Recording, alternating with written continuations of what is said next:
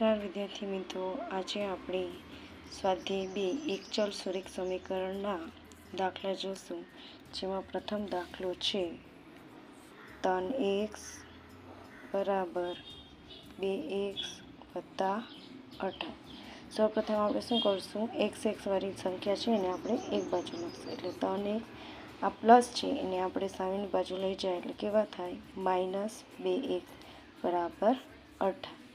3x માંથી 2x જાય એટલે કેટલા વધે, x વધે ને 18 છે એમનું, એટલે આપણે આ દાખલાનો જવાબ મળી ગયો, x બરાબર 18। હવે આપણે એની ચકાસણી કરશું કે દાખલો સાચો છે કે નહીં। તો ડાબી બાજુ આપણે શું છે એટલે કે શોર્ટમાં લખશું, ડાબા તો શું છે 3x, 3 છે એમનો, xની જગ્યાએ આપણે શું મળી છે રકમ તો કે 18, 18 તેરી 54, આ બેનો ગુણાકાર થશે એટલે 54 મળશે।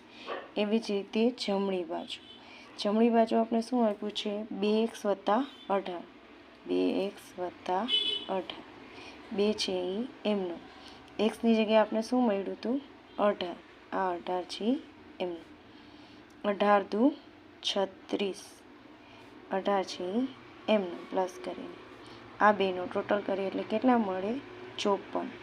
તો બંને બાજુ સરખો આવ્યો એટલે શું કહી શકીએ, ડાબા બરાબર જમણા, એનો મતલબ એમ થાય છે કે આ દાખલો છે એ સાચો છે।